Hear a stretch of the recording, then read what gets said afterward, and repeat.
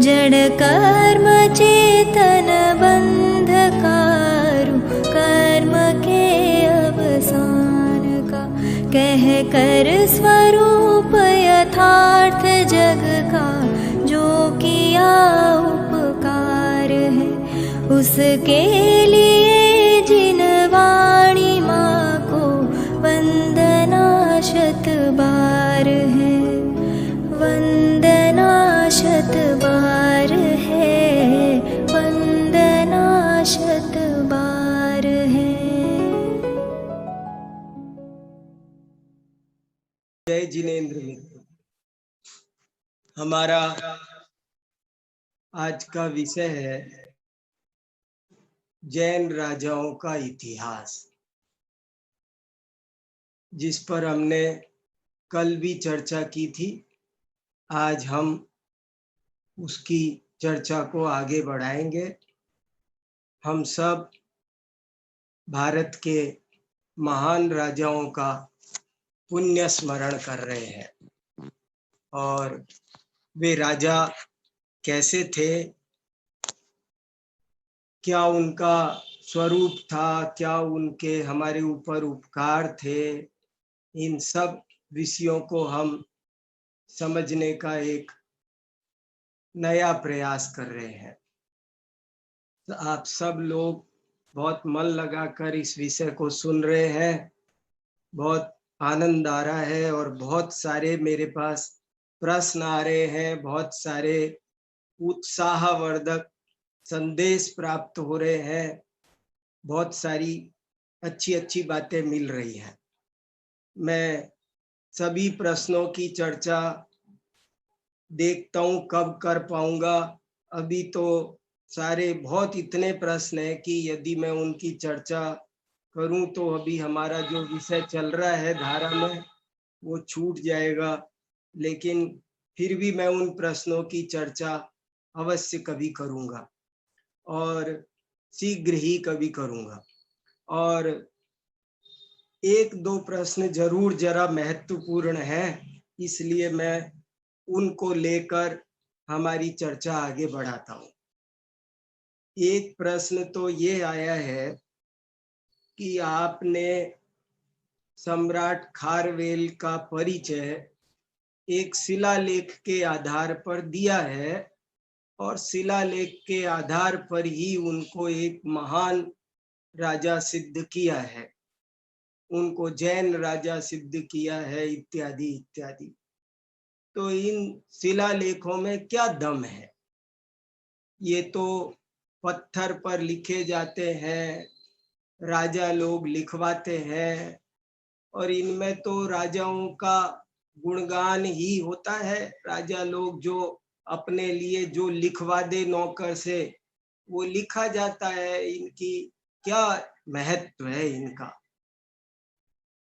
देखिए मित्रों, प्रश्न बहुत अच्छा है और ये बहुत सारे राजाओं के ऊपर सही भी घटित होता होगा, लेकिन जिन महान राजाओं की हम बात कर रहे हैं उनका एक दफे आप स्वभाव तो समझ के देखिए, वो कैसे स्वभाव के हैं। खारवेल शिलालेख की बातें तो पढ़िए आप, देखिए नाना प्रकार की बातें झूठ लिखी जा सकती है, लेकिन मैंने महामुनियों का सम्मेलन कराया, मैंने शरीर और आत्मा का भेद विज्ञान किया, क्या ये बातें कोई तीव्र कसाई लिख सकता है? जो तीव्र कसाई, मान कसाई राजा होते हैं, वे अपनी प्रशंसा के लिए बहुत सारे शिलालेख खुदवाते हैं, ये मैं मानता हूँ। लेकिन जैसे आचार्य कल्प पंडित टोडरमल जी ने मोक्ष मार्ग प्रकाशक में बहुत विस्तार से ये बात सिद्ध की है कि जैन शास्त्रों में असत्य पद नहीं मिल सकते। प्रथम तो उनके लेखक बहुत विशुद्ध परिणामी होते हैं, इसलिए ऐसा नहीं हो सकता। दूसरी बात, उन्होंने कई तर्क दिए। मैं इसी तरह आपको बताना चाहता हूं कि ये जो आध्यात्मिक राजा होते थे, ये और जो ये आध्यात्मिक बातें लिखी है, उस शिलालेख में लिखा ही क्या है ऐसा कि जिससे उसका घमंड पुष्ट होता हो। ये मान कसाय के पोषण वाला शिलालेख ही नहीं है, ये तो भारतीय आध्यात्मिक संस्कृति का जीता जागता दस्तावेज है और हमें इसे इसी रूप में ठीक से समझना होगा। फिर एक बात और मैं कहना चाहता हूं, बड़ी महत्वपूर्ण है। देखो, ये जो इतिहासकार होते हैं, ये इतिहास जिन जिन आधार स्रोतों पर लिखते हैं, अनेक आधार स्रोत होते हैं जिन पर इतिहास लिखा जाता है, और इतिहासकारों ने कहा है कि उनमें से सबसे ज्यादा प्रामाणिक कोई स्रोत हमारे पास होता है तो वो शिलालेख ही होता है।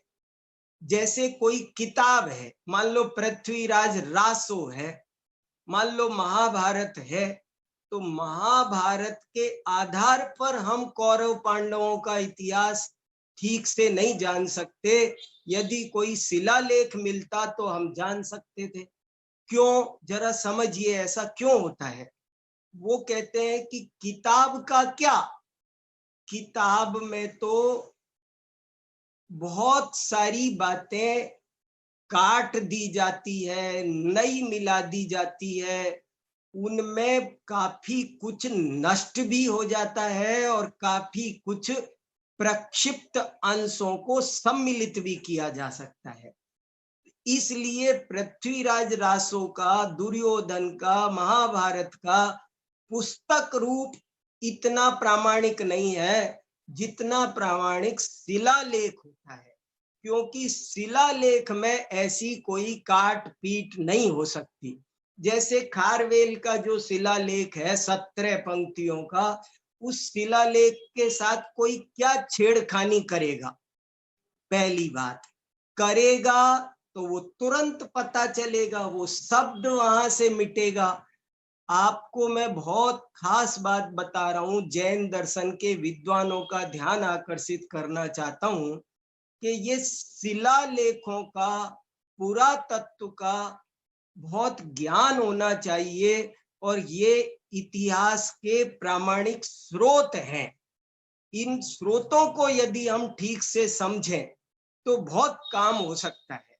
आज इसकी ओर जैन विद्वानों का ध्यान नहीं है। मैं तो कहता हूं कि जैसे आजीविका के लिए आप बहुत सारे काम खोजते हैं, मैं जैन विद्वानों का आह्वान करना चाहता हूं और उनको ये परामर्श देना चाहता हूं कि उनमें से कोई इतिहास, पुरातत्व, शिलालेख, इस विषय पर उच्च शिक्षा प्राप्त करे, पीएचडी करे, प्रोफेसर बने और बहुत अच्छा काम कर सकता है वो। देखिए, आज जो जैन दर्शन का कुछ ह्रास दिखाई देता है, उसका ये बहुत बड़ा कारण है कि आज हमारी समाज में इतिहास और पुरातत्व के ज्ञाता बहुत कम पाए जाते हैं, ना के बराबर है, कोई जानता ही नहीं। दुनिया भर में जगह जगह खुदाई होती है, अनेक चीजें निकलती हैं, पर उनको कोई पढ़ने वाला नहीं कि ये किस काल की है, कितनी पुरानी है, इस पर क्या लिखा है। प्राचीन लिपियों को पहचानना, वस्तुओं के काल निर्धारण करना, तो मैं आर्कियोलॉजी, हिस्ट्री एंड आर्कियोलॉजी को भी कोई अपनी आजीविका का कोई जैन विद्यार्थी अपना उद्देश्य बनाए तो ये एक अच्छा कार्य है, क्षेत्र अच्छा है। जैन विद्वानों में धर्म दर्शन के तो विद्वान मिलते हैं, लेकिन इतिहास और पुरातत्व के नहीं मिलते हैं। वो भी बहुत जरूरी विषय है। इसलिए ऐसा नहीं सोचना चाहिए कि सम्राट खारवेल की जो चर्चा की है या अन्य राजाओं के इतिहास की जो चर्चा की है वो कोई अप्रामाणिक चर्चा है। ये हाथी गुफा का शिलालेख तो बहुत ही महत्वपूर्ण है, इसे गंभीरता से लेना चाहिए।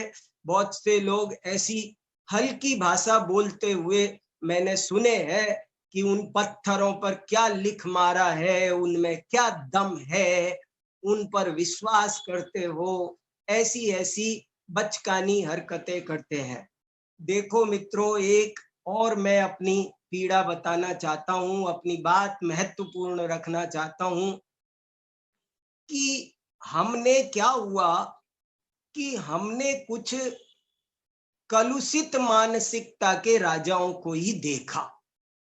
हमारे देश पर जो आक्रमणकारी राजा आए, हमने उन्हीं को देखा और हम वो उनको उनसे हम इतने आतंकित हो गए, ऐसा हमारे अंदर एक भय दहशत बैठ गई, हम मनोरोगी बन गए कि हम भूल ही गए अच्छे राजाओं को। भारतीय राजा, ये भारतीय शब्द में सारी अच्छाइयां सिमटी हुई है।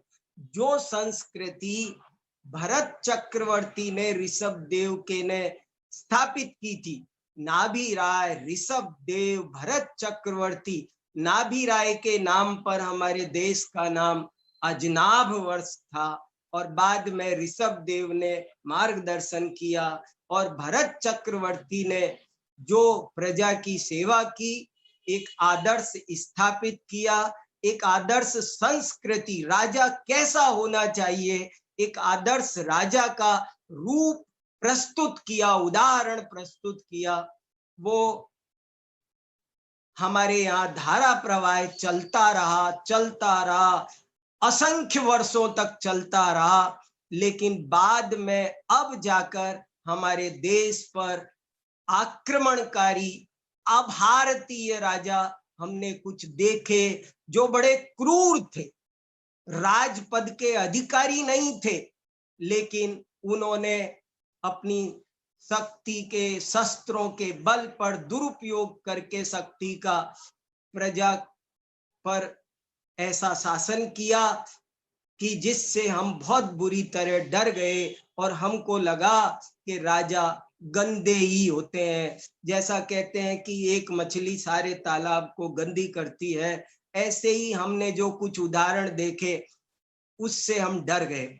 वरना तो आपको पता चलता, आप देखिए हमारे राजाओं की परंपरा तो देखिए, ये कैसे राजा हमारे देश के होते थे जो अपनी प्रजा को पुत्रवत प्यार करते थे, स्वयं कष्ट उठाते थे, लेकिन प्रजा को सब सुख देते थे, उसे संस्कृति के पालन की सारी सुविधाएं जुटाते थे, सब तरह से उनकी रक्षा करते थे और जरूरत पड़े तो अपने प्राण भी देते थे। इस तरह और यदि सब कुछ कुशल रहा न्याय नीति के बाद, तो वे जीवन के अंत में मुनि दीक्षा धारण करते थे और मोक्ष प्राप्ति करते थे, बड़े बड़े आचार्य बनते थे। ऐसे महान राजाओं के नाम स्मरण से ही हमारा मस्तक श्रद्धा से झुक जाता है। तो इसलिए मैं ये चर्चा आपको कुछ भारतीय राजाओं की सुना रहा हूं, कैसे कैसे ये राजा होते हैं। देखो, एक और बहुत महत्वपूर्ण बात मैं आपसे कहना चाहता हूं। वो बात ये है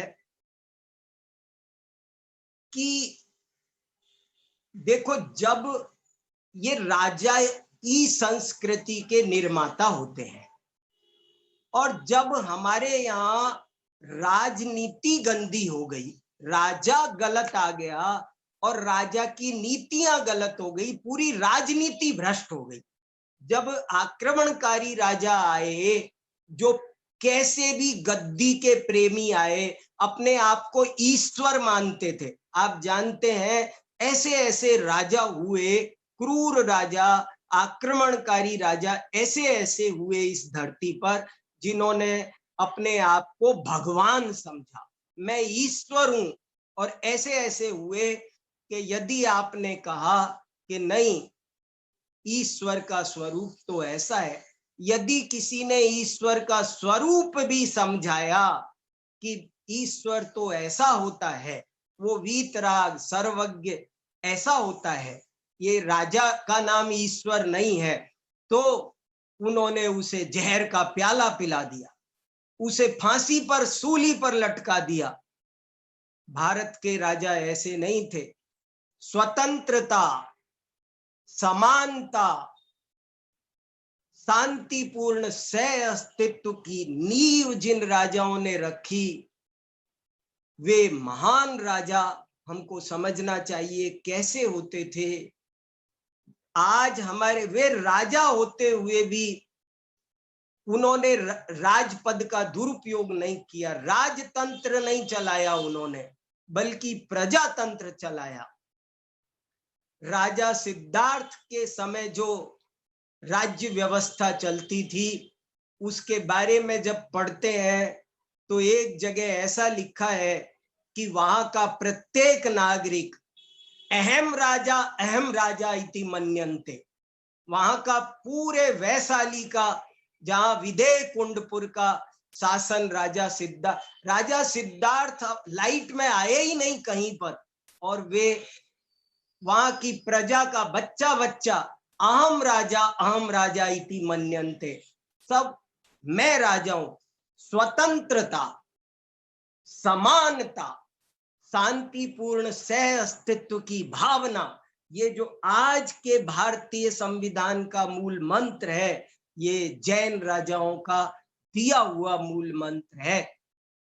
रामधारी सिंह दिनकर ने तो बहुत साफ शब्दों में लिखा है, वैशाली जन का प्रतिपालक, गण का आदि विधाता, जिसे ढूंढता देश आज वो प्रजातंत्र की माता।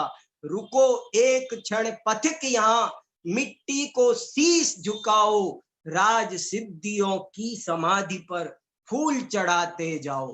रामधारी सिंह दिनकर, बहुत सारे विद्वानों ने, अजैन विद्वानों ने, इतिहासकारों ने, पुरातत्वकारों ने जो वैशाली के विदेह कुंडपुर की राज व्यवस्था का जो सुंदर चित्रण किया है आचार्य चतुरसेन शास्त्री ने, वो पढ़ते हैं तो पता चलता है आज भी भारतीय संविधान में महावीर भगवान का चित्र लगा हुआ है, और ये लिखा हुआ है कि इनके आदर्शों पर चलकर हमारे देश में प्रजातंत्र की व्यवस्था बनी। तो मैं आपको ये कहना चाहता हूं कि राजा किसे कहते हैं, राजनीति किसे कहते हैं, ये भी समझना समझाना बहुत आवश्यक है। क्योंकि राजनीति पवित्र रहेगी तो सब कुछ पवित्र रहेगा, और यदि राजनीति गंदी हो गई तो सब गंदा हो जाएगा। मैं बहुत जोर देकर और एक बहुत इंपॉर्टेंट बात सबके समक्ष रखना चाहता हूं कि देखो, पहले हमारे देश का राजा, यथा राजा तथा प्रजा, हमारा राजा बहुत ईमानदार होता था।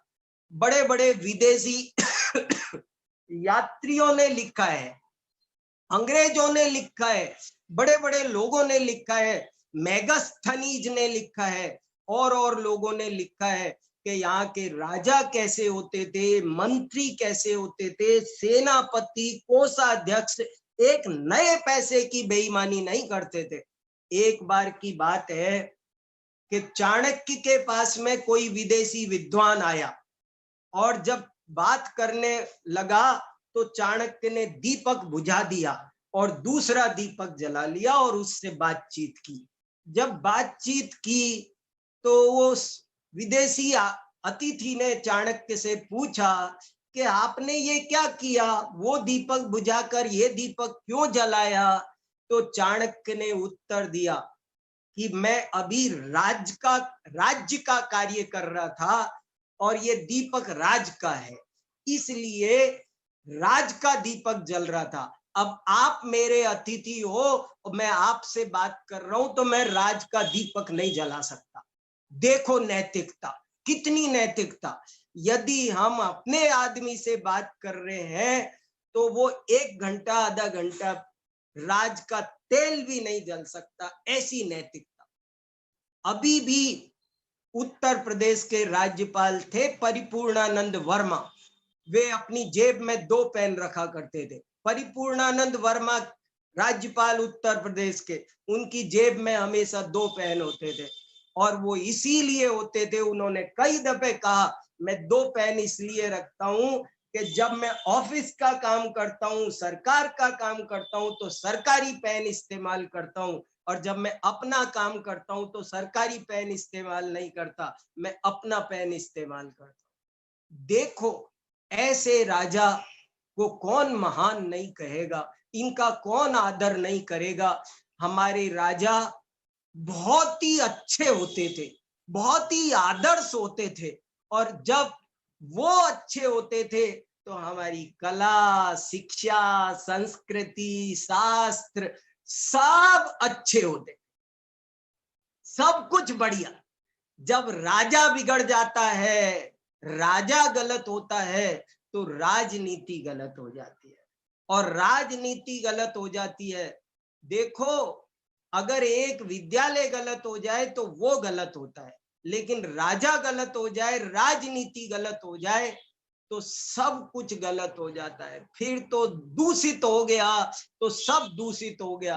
अब वो शांति से कोई काम नहीं करने देगा हमको, हम पर तरह तरह के व्यर्थ के अंकुश लगाएगा, हमारी वैचारिक स्वतंत्रता का हनन करेगा, हमारे हमारे समानता के मानवाधिकार, मानवाधिकार, सम्राट अशोक के शिलालेख पढ़िए आप, उसमें लिखा है कि कोई व्यर्थ में पृथ्वी को ना खोदे, पत्ते ना तोड़े। पृथ्वी, जल, अग्नि, वायु ये भी जीव है, स्थावर शब्द का इस्तेमाल हुआ है, इन स्थावर जीवों को भी पीड़ा ना पहुंचाए। कैसी कैसी बातें लिखी है, सम्राट संप्रति के शिलालेखों में ये बातें आई है। इस तरह जिनकी चर्चा हम करेंगे, तो राजा अच्छा हो, राजनीति अच्छी हो, तो देश बहुआयामी उन्नति करता है, उसकी सब चीजें बहुत अच्छी होती है। और इसीलिए मैं ये चर्चा कर रहा हूं, ताकि हमें समझ में आए और राजाओं के प्रति जो हमारे मन में एक गलत भावनाएं बैठी हुई है वो दूर हो।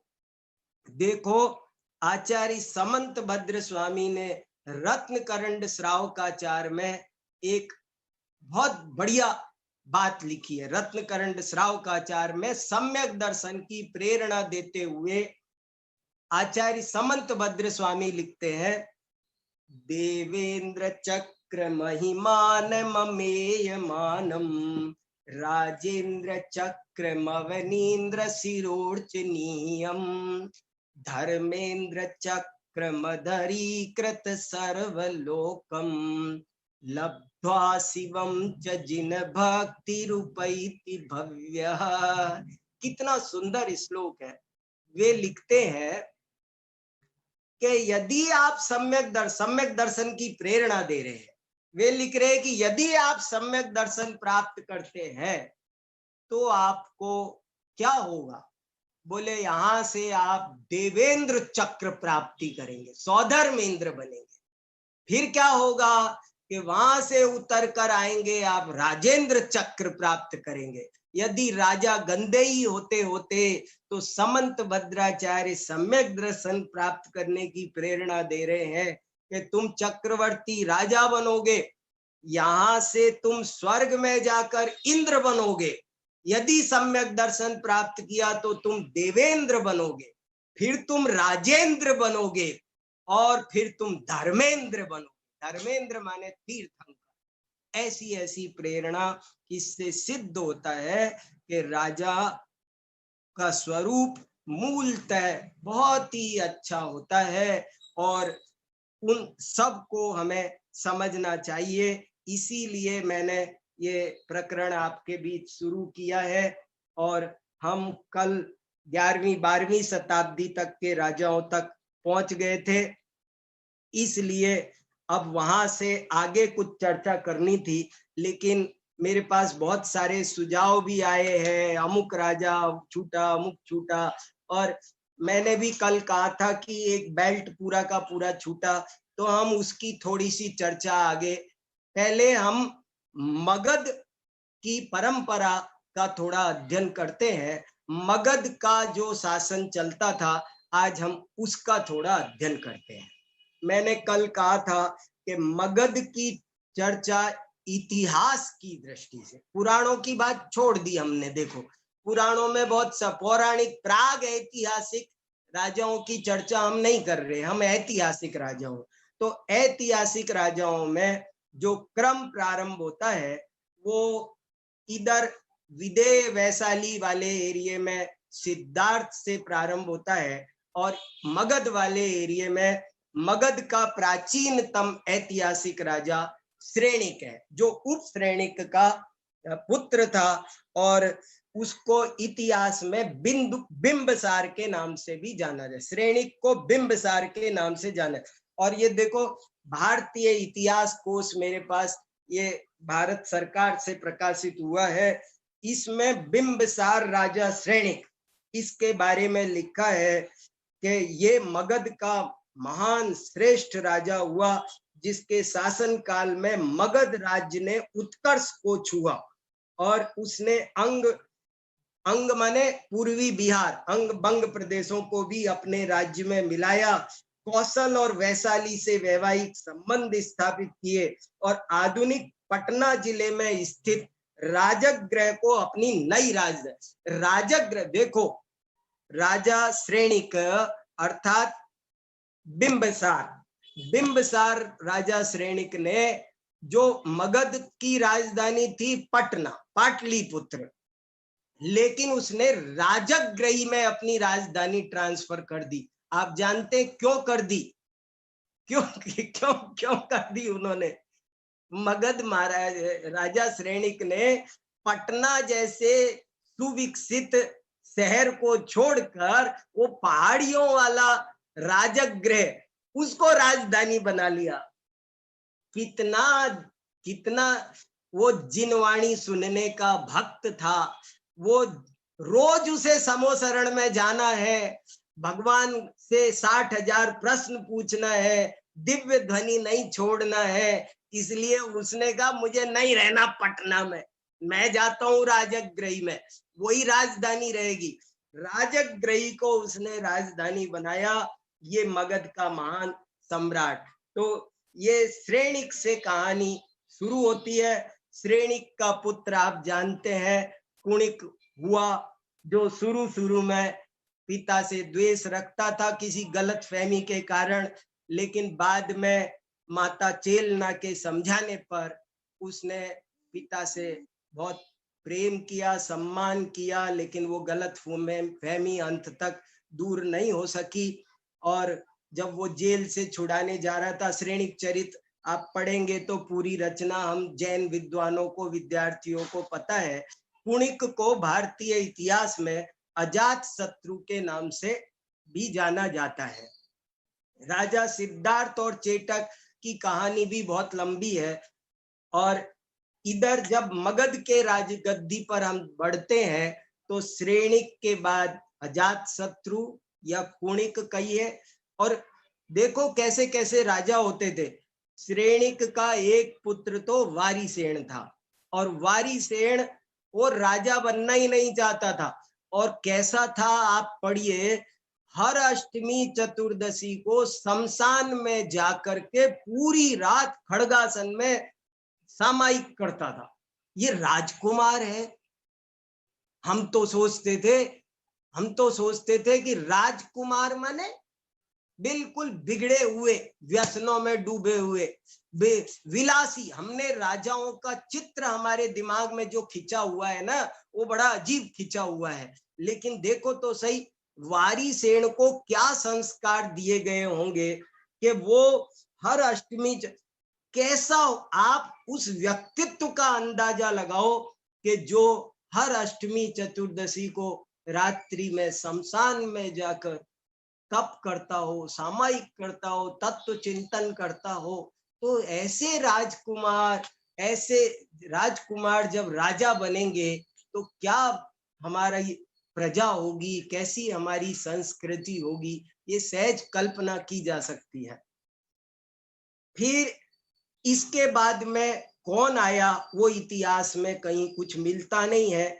और वो फिर ये मगध साम्राज्य का कुछ पतन प्रारंभ हुआ, क्योंकि ये अजात शत्रु के बारे में बहुत अच्छी राय इतिहासकार भी नहीं दे रहे हैं, और वही गद्दी पर बैठा था। वारिसेन तो दीक्षा लेकर के चले गए थे, और जब ये पतन हुआ तो ये नंद वंश ने इस पर कब्जा कर लिया, और नंद वंश का समूल नाश चंद्रगुप्त मौर्य ने किया।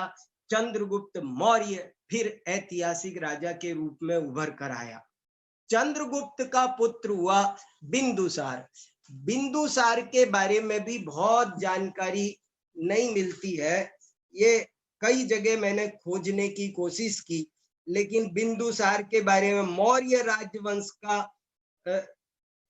चंद्रगुप्त मौर्य का पुत्र और उत्तराधिकारी था, लेकिन क्लियर लिखा है कि उसकी गतिविधियों के बारे में बहुत कम जानकारी मिलती है। लेकिन एक इंपॉर्टेंट जानकारी मुझे पकड़ में आ गई।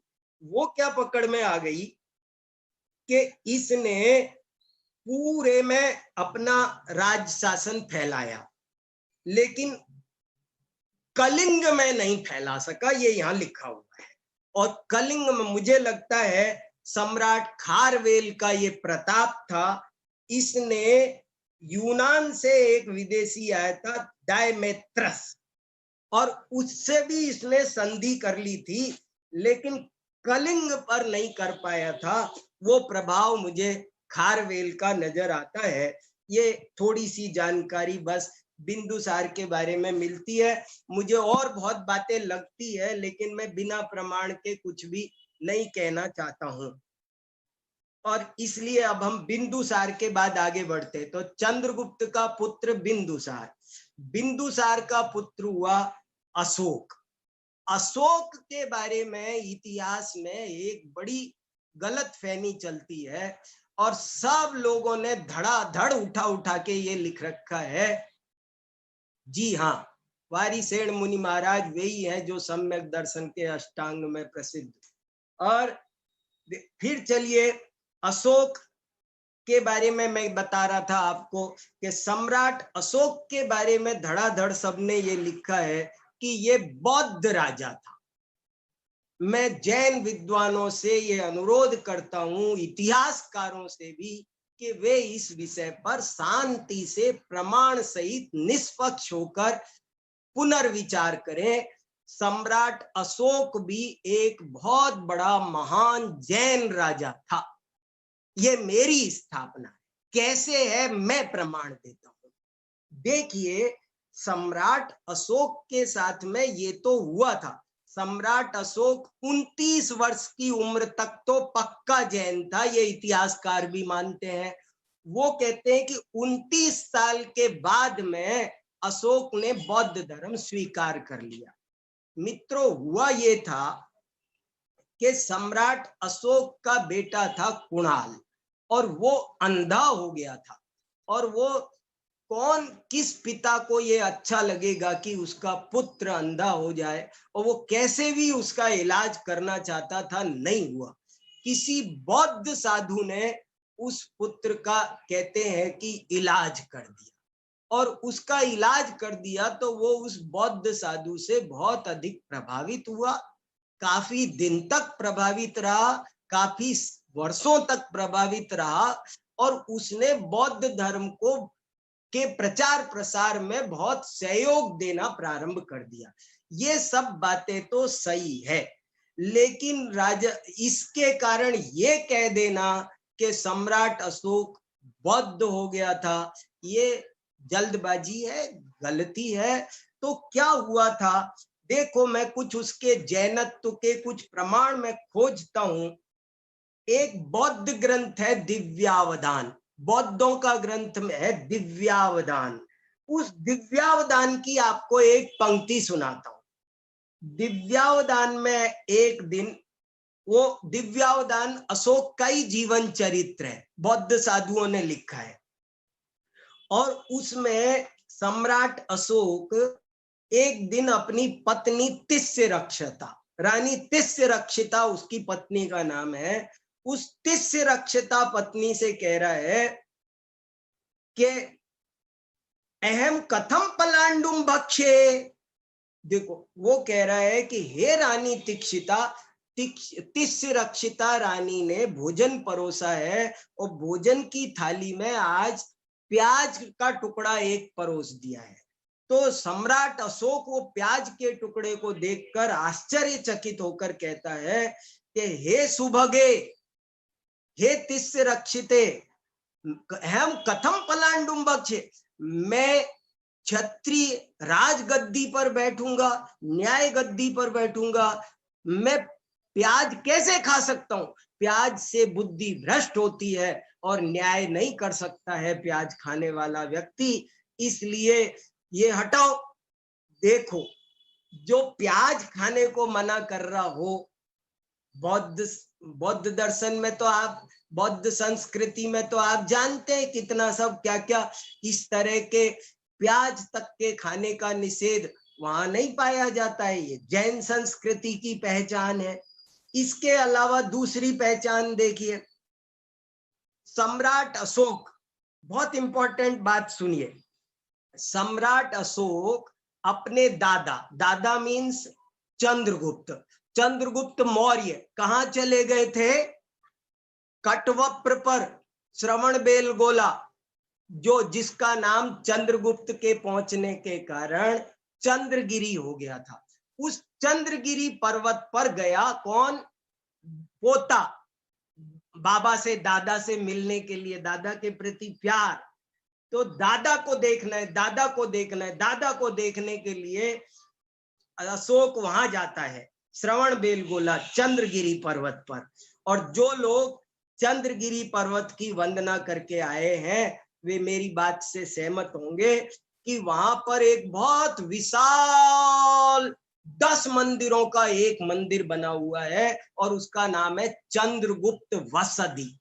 चंद्रगुप्त वसदी, वसदी माने मंदिर, कन्नड़ में वस, चंद्रगुप्त वसदी। वो चंद्रगुप्त वसदी अशोक ने बनाई है, वहां शिलालेख लगा हुआ है। सम्राट अशोक ने अपने दादा की स्मृति में वहां पर एक विशाल का 10-20 मंदिरों का मंदिर बनाया और उसका नाम रखा चंद्रगुप्त वसदी। ऐसा अशोक जैन धर्म से कैसे दूर हो सकता है? आप चिंतन करिए। फिर सुनिए, और आपको एक बात बताता हूं, ये हो गया। अब आपको एक दो मैं अशोक के शिलालेख दिखाता हूं। एक शिलालेख मैंने आपको बताया, अशोक ने एक शिलालेख में पृथ्वी, जल, अग्नि, वायु, इन स्थावर जीवों की हिंसा नहीं करो, ये बात लिखी है, जो इसके जैनत्व का प्रमाण है। एक शिलालेख में ये लिखा है, अष्टमी, चतुर्दशी, अष्टानिका, पजूषण इत्यादि में किसी भी प्रकार का कोई वध नहीं होगा, कोई पशु वध नहीं होगा। अष्टमी, ये बताओ, ये शिलालेख, अष्टमी, चतुर्दशी, अष्टानिका, अष्टानिका ही नहीं, देखो ये लिखा 3 अष्टानिका, 3 शब्द भी डला हुआ है। तो जब जो अष्टमी, चतुर्दशी, 3 अष्टानिका और पर्युषण की बात करता हो, वो राजा कैसे जैन धर्म से दूर होगा, इस पर विचार करना चाहिए। और फिर मैं एक असल में क्या है, जैन विद्वान इतिहास, पुरातत्व से दूर हैं, बोलते नहीं, जानते नहीं, बताते नहीं, तो अब सब यही होगा, हमारी सारी संस्कृति हड़पी जा रही है, अपनी बनाई जा रही है, लोग छीन छीन करके हमारी चीजों को अपनी बना रहे हैं। इसीलिए मैंने ये हिम्मत की है कि आपको थोड़ा सा इतिहास का ज्ञान कराने की कोशिश करूं। आपको एक और अशोक का प्रमाण सुना करके मैं आगे बढ़ता हूं। देखो, एक मेजर जनरल इतिहास के बहुत बड़े विद्वान हुए हैं J.S. और फर्लांग, और इन्होंने एक किताब लिखी है साइंस ऑफ कंपैरेटिव रिलीजन, और इसमें अंग्रेजी में किताब है और इसमें लिखा है so slight seemed to Ashok difference between Jainism and Buddhism. कितना so slight seemed to Ashok difference between Jainism and Buddhism that. इसका हिंदी अनुवाद भी मेरे पास में है। जैन और बौद्ध धर्म के मध्य राजा अशोक, ये JSR फरलॉन्ग लिख रहे हैं, 1897 में ये पब्लिश हुई। 1897, मतलब आज से करीब 130 साल पहले। और इसमें लिखा है कि सम्राट अशोक जैन और बौद्ध धर्म के मध्य इतना कम भेद देखता था कि उसने सर्वसाधारण में अपना बौद्ध होना अपने राज्य के 12वें वर्ष में कहा था। इसलिए करीब करीब उसके कई शिलालेख, ध्यान से सुनिए, इसलिए करीब करीब उसके कई शिलालेख जैन सम्राट के रूप में पाए जाते हैं। अब ये ऐसे ऐसे जब हमें प्रमाण मिल रहे हैं, तब भी हम चीजों को, अशोक चक्र मिलता है। अब जिसको बहुत से लोग कहते हैं, और ये बात सत्य भी हो सकती है यद्यपि, कि जैसे अशोक ने अपने दादा की स्मृति में चंद्रगुप्त वसति बनाई, ऐसे ही इसका अशोक का बेटा था कुणाल, और वो कुणाल तो अंधा हो गया था। और इतिहास बताता है कि वो तो अंधा ही रहा, जो हम कहते हैं कि वो किसी बौद्ध साधु की कृपा से अगर उसकी नेत्र ज्योति आ गई होती तो वही राजा बनता, लेकिन वो राजा नहीं बना। और उसका पुत्र हुआ संप्रति, संप्रति राजा बना। संप्रति जो है जैन राजा बना। अब आप देखो, चंद्रगुप्त जैन, बिंदुसार या अजात शत्रु जैन, अशोक जैन, कुणाल जैन, संप्रति जैन। अब बीच में कहा अशोक को आप जबरदस्ती बौद्ध सिद्ध करते हैं। ये जैन और बौद्ध में बहुत भ्रम होता है। हमारे यहाँ दिल्ली में अहिंसा स्थल है और महावीर भगवान की बहुत सुंदर प्रतिमा है। बहुत से लोग आते हैं और कहते हैं मुझसे मिलने आएंगे यूनिवर्सिटी में विदेशी लोग, हम अभी वहां गए थे, वो बुद्ध की मूर्ति देख के आए। मैं समझाता हूँ वो बुद्ध की मूर्ति नहीं है भैया, वो जैन मूर्ति है। तो ऐसे लोगों को जैन और बौद्ध में बहुत आपस में परस्पर भ्रम बहुत होता है। संप्रति के बारे में सुनो आप, संप्रति के बारे में बहुत विवरण है। अभी मेरे पास में कल ही एक नया लेख आया है, अनुभव प्रकाश शास्त्री खनियादाना में एक अच्छे अनुसंधान करने वाले विद्वान है, उन्होंने संप्रति राजा पर बहुत अच्छा लेख लिखा है, बढ़िया। और नेमिचंद शास्त्री ने तो लिखा ही है। तो मेरा मतलब ये है, ये संप्रति राजा का तो आप वर्णन सुनेंगे तो दंग रह जाएंगे। ये कितना बड़ा जैन राजा था और इसने जैन संस्कृति के बुनियाद के लिए, उत्थान के लिए क्या क्या किया, मैं आपको थोड़ा सा पढ़कर सुनाता हूं। और वो नेमिचंद शास्त्री बहुत बड़े प्रामाणिक धुरंधर विद्वान, उनकी पुस्तक से सुनाता हूं। देखो आपको पता चले संप्रति, संप्रति समझ गए आप, याद रखना भूलना नहीं, अशोक का पोता।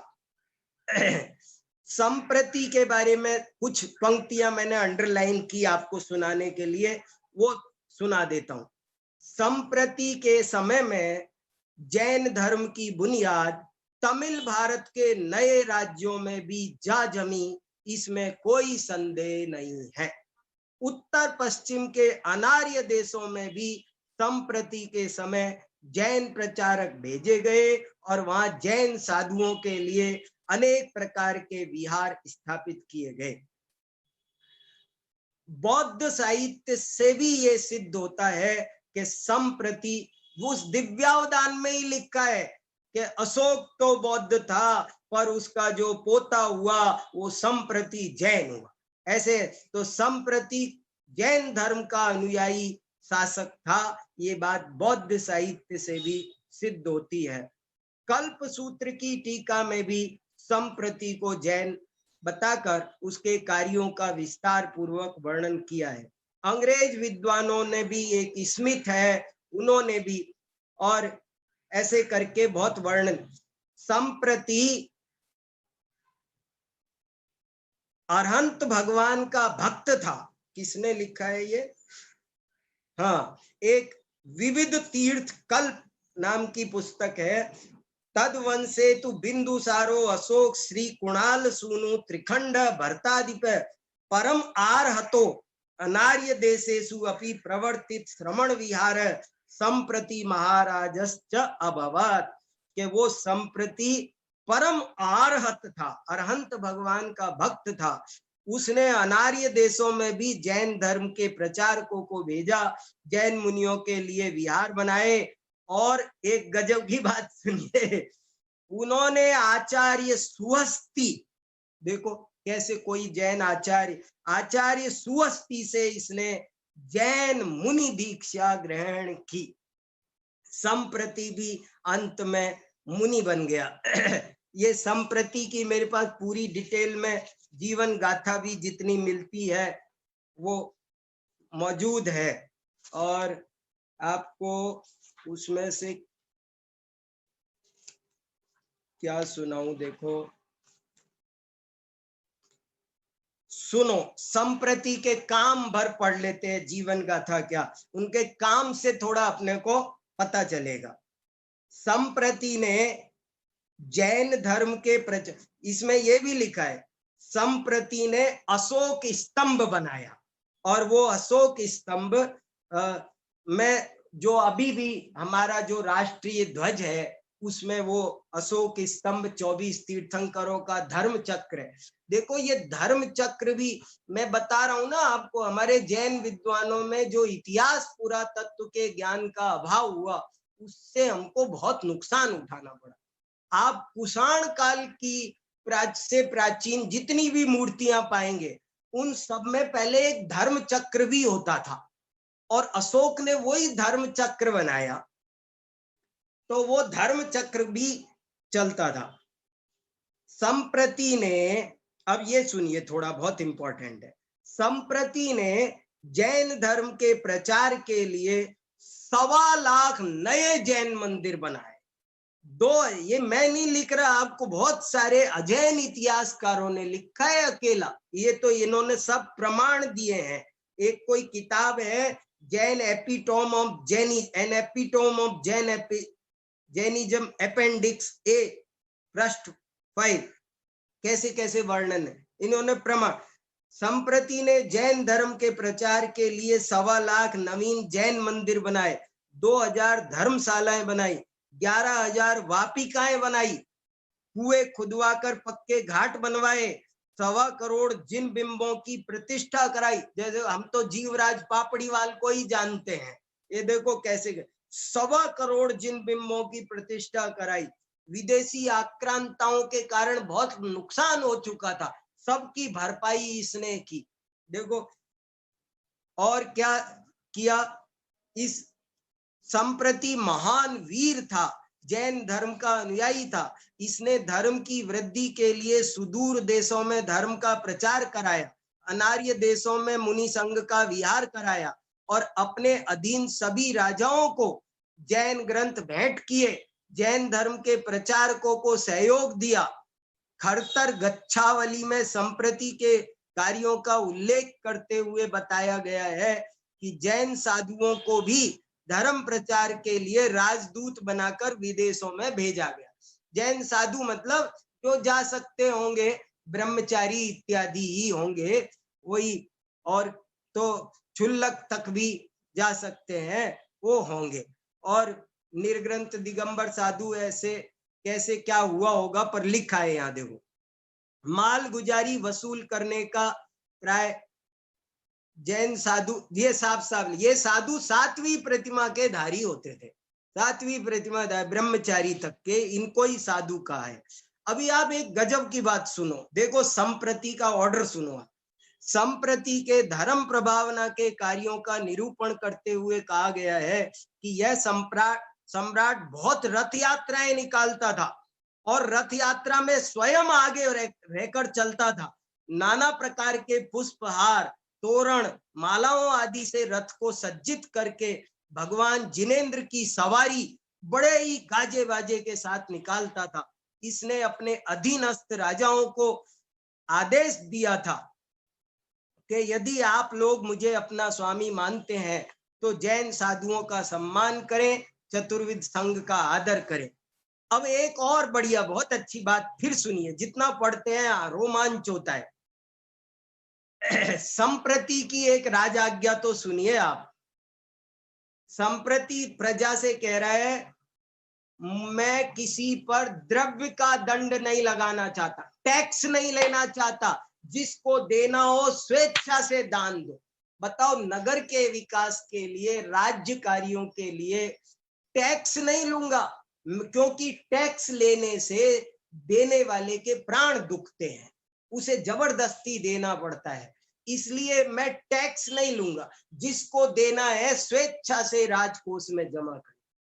बताओ, आज कल्पना करो हमारे देश में ऐसी व्यवस्था हो जाए, कैसा लगे। मुझे दंड द्वारा द्रव्य की आवश्यकता नहीं है। आप लोग सब अपने अपने देखो, मुझे द्रव्य मत दो, जबरदस्ती बिल्कुल मत दो, बल्कि आपको राज्य में जो कोई काम दिखता हो वो सब अपना अपना काम ले लो। पशु पक्षियों को भूखा मत दो। अपने अपने राज्य में सब लोग अभय दान करें, अहिंसा धर्म का प्रचार प्रसार करें, पालन करें, अपना कल्याण करें। चतुर्विध संघ को नोटिस तो देखो, चतुर्विध संघ को, विशेषतः जैन साधुओं को शुद्ध आहार, पात्र तथा अन्य आवश्यकता की वस्तुएं दान में दें। सम्राट संप्रति ने, सुनिए, सम्राट संप्रति ने अरब, ईरान, सिंगल द्वीप, रत्न द्वीप, महाराष्ट्र, आंध्र, कुडुक्कू आदि देशों में जैन धर्म का प्रचार कराया। इनके द्वारा निर्मित मंदिरों में, गुजरात और राजपूतों में कुछ मंदिरों के अवशेष अभी तक भी कुछ टूटे गए, बाद में फिर आक्रमण हुए। कर्नल टॉड, जिसने राजस्थान का इतिहास लिखा है, उसने लिखा है, कमलमेर का शेष शिखर समुद्र तल से 3353 फीट ऊंचा है। यहाँ ऐसे कितने ही दृश्य हैं और बहुत सारी बातें हैं। आगे बढ़ते हैं। फिर सब कैसा कैसा पूरा चित्र खींचा है, और ये मंदिर संप्रति का बनाया हुआ है। ईसा से 200 वर्ष पूर्व टॉड साहब ने इस बात को, कर्नल टॉड ने स्वीकार किया। संप्रति ने कई पिंजरा पोल बोलते हैं ना पशुओं के लिए, पशु रक्षण के लिए कई पशु रक्षण के लिए पिंजरा पोल खुलवाए। गुजरात में इस प्रथा का शेष चिन्ह आज भी वर्तमान है। इसके धर्म प्रचार का उल्लेख श्वेतांबर साहित्य में विशेष रूप से पाया जाता है। संप्रति के बारे में जानना हो तो श्वेतांबर साहित्य देखना बहुत उपयोगी है। संप्रति ने जैन साधुओं की धर्म प्रचार में सब प्रकार से सहायता की थी, इसलिए राजकीय आश्रय को पाकर जैन धर्म खूब उस काल में फला। देखो, राज्याश्रय कैसे, मैं आपको धर्म की प्रभावना की बातें भी, ये सब जैन विद्वानों को समझना बहुत जरूरी है।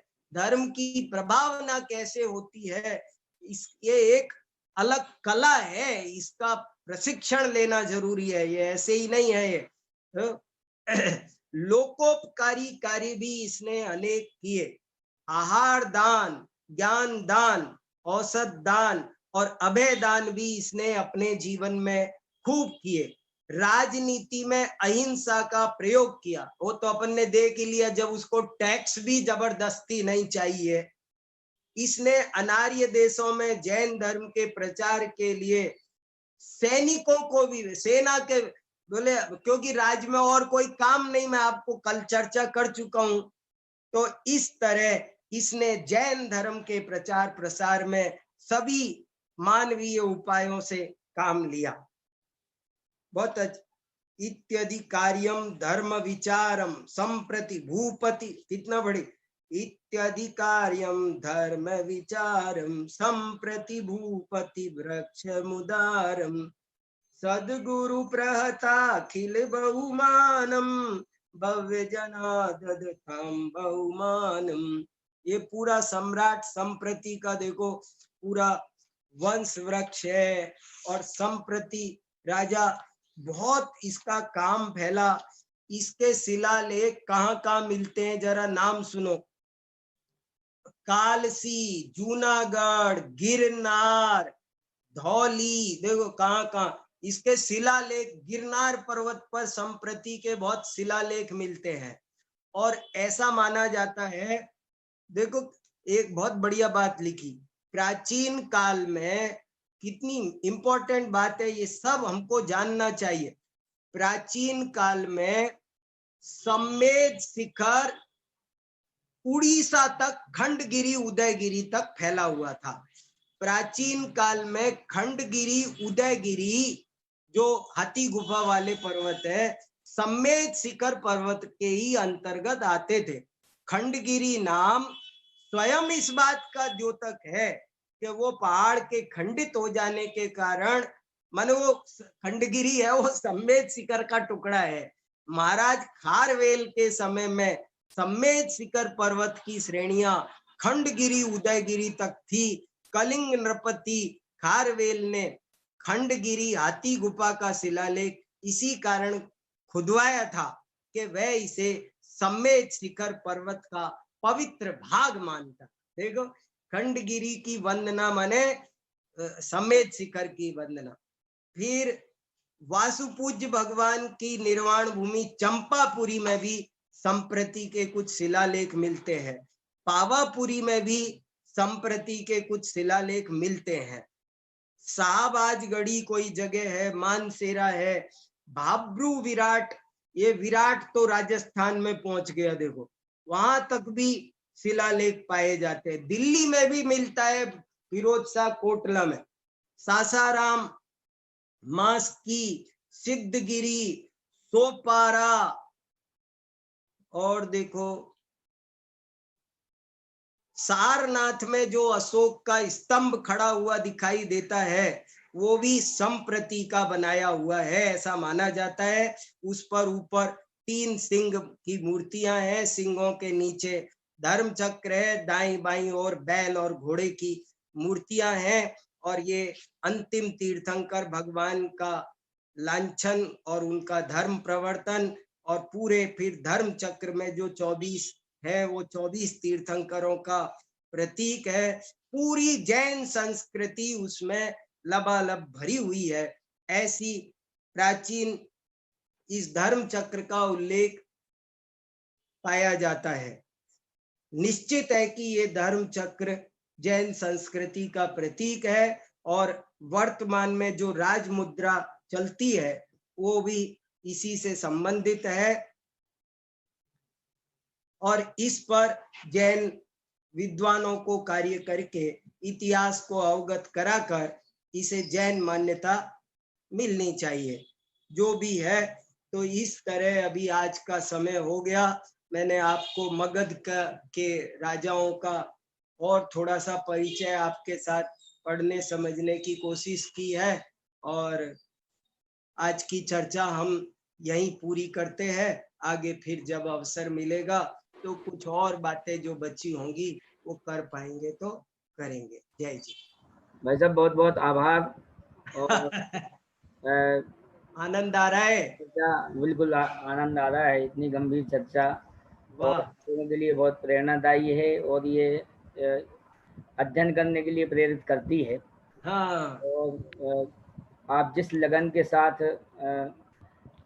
हमें संबोधित, ये समझ लीजिए ये व्याख्यान नहीं है, संबोधन है वास्तव में तो। हाँ हाँ हाँ, और चर्चा है, हम आपस में चर्चा कर रहे हैं, जो हमारे लिए बहुत प्रेरणादायक है। और हम और अध्ययन इस विषय में करेंगे, और इसी तरह आपके जो व्याख्यान है वो हम निरंतर चाहेंगे। हाँ। अभी हम सब लोग आदरणीय भाई साहब के द्वारा ऐतिहासिक परिप्रेक्ष्य में जैन राजाओं के महत्व जैन धर्म के संबंध में देख रहे हैं। और पिछले 2 दिनों में हमने चर्चा देखी है, सम्राट खारवेल के शिलालेख हाथी गुफा शिलालेख से प्रारंभ हुई थी, और ये चर्चा अभी बंद नहीं हुई है, ये चर्चा अभी सतत चलेगी। केवल इसमें 3 दिन का ब्रेक, जो रक्षाबंधन का शिविर है उसके कारण से ब्रेक आ रहा है, ताकि इन 3 दिनों में हम वापस तैयार हो सके कुछ और ऐतिहासिक रचनाओं चर्चाओं को जानने के लिए, ऐतिहासिक राजाओं के जैन धर्म सम्मत महत्व को जानने के लिए। आज का जो विषय था, आज के जो चर्चा में राजा थे, राजा संप्रति, नाम तो बहुत सुना था, अशोक स्तंभ का तो आज मैंने पहली बार सुना है। यही समझते थे कि इस बौद्ध स्तूप के साथ में ही अशोक स्तंभ सम्राट अशोक ने बनाया है। आज पता लगा कि सम्राट अशोक ने नहीं, राजा संप्रति ने बनाया है। हाँ, और उसके नीचे वो जो शेर का और गाय का चिन्ह बनता था, तो जब हम बनारस में बनारस बैल का, तो बनारस में जब हम अध्ययन कर रहे थे, तो सारनाथ जात के वो श्रेयांसनाथ के गर्भ जन्म तप ज्ञान भूमि है, वहां पर उन्होंने ये बताया कि ये बौद्धों में जो पंचशील के सिद्धांत में अहिंसा का सिद्धांत तो उससे बना है। आज जानकारी में आया कि जैन धर्म के महत्व के संबंध में। बहुत बढ़िया। और इसी प्रकार का उल्लेख वहां सारनाथ के संग्रहालय में भी उल्लेख किया हुआ है। तो ये कई प्रकार की भ्रांतियां जिनके बारे में भाई साहब ने हम लोगों को आगाह किया है कि हम जैन विद्वानों को या अन्य लोगों को इसके बारे में चर्चा शुरू करनी चाहिए। चर्चा शुरू नहीं करनी चाहिए, चर्चाएं इस तरीके की हंगामेदार होनी चाहिए कि लोग उनके नाम को बदलने के लिए तैयार हो जाएं। और निश्चित रूप से भाई साहब ये विषय आगामी काल के लिए बहुत ज्यादा संग्रहणीय है, और न केवल संग्रहणीय है बल्कि प्रदर्शन के योग्य भी है। आदरणीय सुमत जी, भाई साहब डॉक्टर सुमत जी कुछ पूछना चाह रहे हैं। अगर समय हो 2 मिनट के लिए तो मैं उनका जरूर हाँ बोलिए सुमत जी को जरूर ऑन करना बोलिए। हाँ सुमत जी भाई साहब।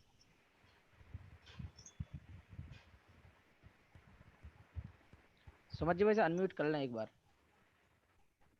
जी। हेलो, हाँ भाई साहब, जय जिनेंद्र सभी को। जय जिनेंद्र। वीडियो ऑन करो। हाँ, वीडियो नहीं कर सकता अभी। चलो बोलो। ऑफिस से आया था, वो सुनते हुए आ रहा था। कोई बात नहीं, बोलो। हाँ, मैं ये कह रहा था कि भाई साहब जो आपने कहा ना हाथी गुम्फा और अशोक की चर्चा की, मैं तो जानकारी के लिए चाह रहा हूँ, जो प्राकृत के शिलालेख हैं, चाहे हाथी गुम्फा का हो अशोक का हो, वो हाथी गुम्फा में तो जैनों का जो रहा ही है, उसमें पूरा परिपूर्ण रूप से जो एक ऐतिहासिक मतलब दस्तावेज है हमारे लिए, सबसे प्राचीन जो जिसे हम कहते हैं, मानते भी हैं। इसके अतिरिक्त जो आगे की जो शताब्दियों में किसी तरह का ऐसे शिलालेख हमें मिलते हैं क्या प्राकृत में? प्राकृत में ये अशोक के शिलालेख, संप्रति के शिलालेख है प्राकृत में, और ब्राह्मी लिपि में ही है। संप्रति के अशोक के जो गिरनार शिलालेख है, गिरनार के। हाँ नहीं, अशोक का तो हम है, अशोक के तो पूरे प्राकृत में ही है। हाँ, तो उसके बाद में संप्रति आदि जो कुषाण आदि की चर्चा हम करते हैं, मौर्य सम्राट की चर्चा करते हैं। नहीं, और भी चंद्रगिरी और विंध्यगिरी पर तो 9वीं 10वीं शताब्दी तक के शिलालेख मिलते हैं प्राकृत भाषा में। हाँ नहीं, एक शिलालेख मिलता अकेला जो श्रवण बेलगोला का, जिसे हम प्राकृत का कहते हैं। असली में है कन्नड़ स्क्रिप्ट में है, लेकिन भाषा प्राकृत है। नहीं, स्क्रिप्ट का लिपि, मैंने ब्राह्मी लिपि नहीं बोला, लिपि कन्नड़ है पर भाषा उसकी लिपि कन्नड़। हाँ, वो तो एक मतलब श्रवण बेलगोला जो 10वीं शताब्दी का है आप कह रहे हैं।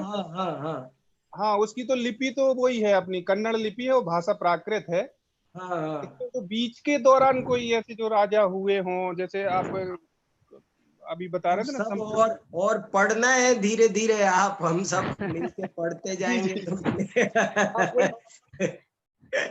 अभी सूचना के लिए भी यही है कि 3 दिन के ब्रेक के बाद दोबारा 4 तारीख को पुनः सूचना व्हाट्सएप पे जारी कर दी जाएगी। यही ऐतिहासिक दस्तावेज जो वर्तमान में प्रकाश में आने चाहिए, वो प्रकाश में लाने के लिए ये विषय प्रारंभ किए गए हैं। बहुत अपरिचित विषय हैं, लेकिन बहुत ज्यादा मन को छू लेने वाले विषय हैं। और मतलब 1.25 करोड़ जिनबिंबों की स्थापना, या तो एक जिनबिंब की स्थापना करने में लोग परेशान होते, वहां 1.25 करोड़ जिनबिंबों की स्थापना, सैकड़ों रथ यात्राएं निकालना, शोभा यात्राएं निकालना, लोगों को धर्म प्रभावना के निमित्त चतुर्वेद संघ के आहार आदि की व्यवस्था करने का आदेश देना बहुत बड़ी बात अपने आप में है। और यही सब परिचय हम लोगों को अपरिचित सी लगने वाली वस्तु का परिचय भाई साहब के द्वारा हो रहा है। एक तदर्थ पूरा सर्वोदय अहिंसा ट्रस्ट तो आपका आभार व्यक्त कर ही रहा है। और आगामी 4 तारीख से पुनः हम इसी चर्चा को अनवरत रूप से चालू रखेंगे, प्रारंभ रखेंगे। भाई साहब से निवेदन भी किया था और भाई साहब ने उस निवेदन को स्वीकार करते हुए इस चर्चा को और आगे निरंतर बनाए रखने के लिए स्वीकृति और सहमति भी दी है। कल का जो विषय कल से 1, 2 और 3 तारीख को ई रक्षाबंधन शिविर की चर्चा सुबह, दोपहर और शाम तीनों समय इस पर सर्वोदय हिंसा के चैनल पर मिलेगी। इसकी सूचना व्हाट्सएप ग्रुप में बराबर भेज दी जाएगी। अभी हम जनवाणी स्तुति करके विदा लेते हैं।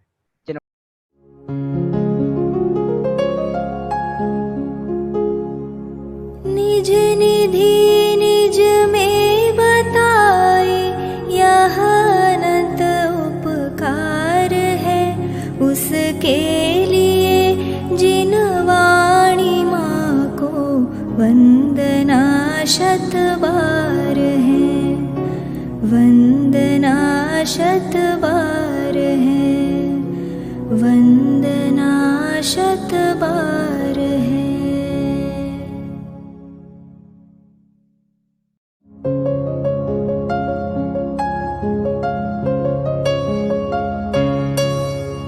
हे जिन वाणी भारती तो ही जपो दिन रैन, जो तेरी शरणा गहे सो पावे सुख चैन। जा वाणी के ज्ञान ते सूझे लोकालोक, सो वाणी मस्तक नवो सदा देत हो ढोक, सदा देत हो